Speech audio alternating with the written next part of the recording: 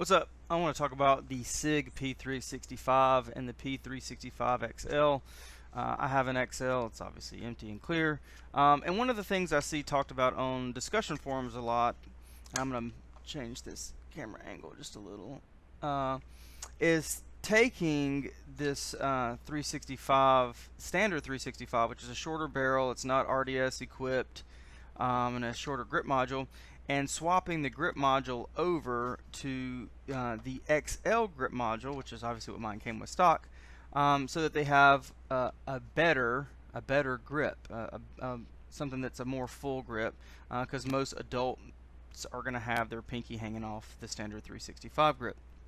And having shot both, it is a little better to run, for me to run, I think probably most people to run this sized grip module on a 365 in terms of better in the hand, a better grip, and that kind of thing. I think it's really innovative that SIG has done this thing where they're taking these serialized lower receivers and placing them in grip modules so that this is the serialized part and this is just a piece of plastic, so you can send this off for stippling. You can order different colors, different sizes, and all that kind of stuff when there's interchangeability. And you're not having to ship this, with FFL transfers, and these things are under 40 bucks in most cases. So pretty inexpensive part. So those of you that want to play around with stippling and stuff, you're not having to,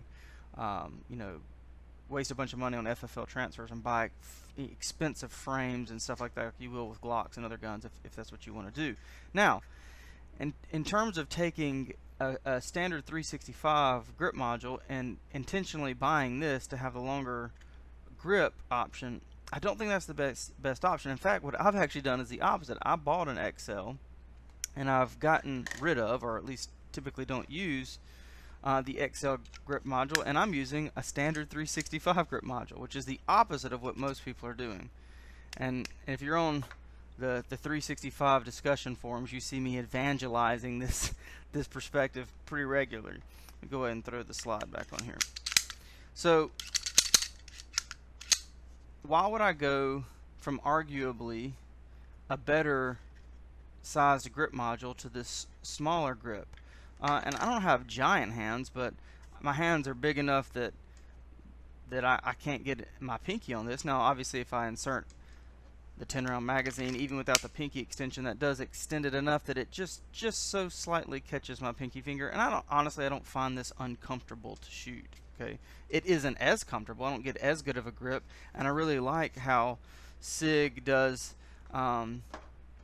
this swept up bag base. Where it it's a leverage point, and I think it helps keep muzzle rise down. But why am I advocating for going the opposite direction? And if you have a standard 365, keep your grip module, because you can go to SIG's website. They sell factory, and there's some other people that sell them as well, and I haven't found any issues with getting them in stock. And an enhanced floor plate for the 12-round magazine, and it is now an identical profile to the XL grip module. I mean, it is the exact same in the hand. It's the exact same. So this fills standard 365 with enhanced floor plate on a 12-round magazine exactly like this fills. It's the same shape. So then why do it? Well, because I still have the option now for the 10-round magazine. Now obviously my gun's not set up to be a pocket gun or an ankle gun, but if I wanted to put this in a pocket, I certainly would have an easier time doing it with this than I would an XL with a standard flush floor plate and a 12-round magazine. And typically how I carry, especially at work, and I'm in the contract security space, so I carry at work every day. If I want to carry in a polo and I want to tuck my shirt in over this, and some of you, in the forums have seen my video on that, this is way easier to do with some of my more fitted polos with this 10-round magazine than it is with the 12-round magazine. Now I'm sort of wide-shouldered for my height, so most of my shirts lay as such that I can still tuck in and not really print a heck of a lot with this Tier 1 Axis Slim and Ulti clips, and tuck the shirt in behind the clips, and nobody knows I'm carrying, even with the 12-rounder. But there are times, and there are shirts where or environments where I want to make sure I'm never printing, then I want to go with this, and I have that option without losing the ability of running a grip profile that's identical once again to the XL.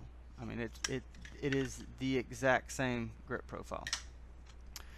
So, and obviously, just like with any 365, I still have the 15 round option, and with the right floor plate, it's still flush fitting.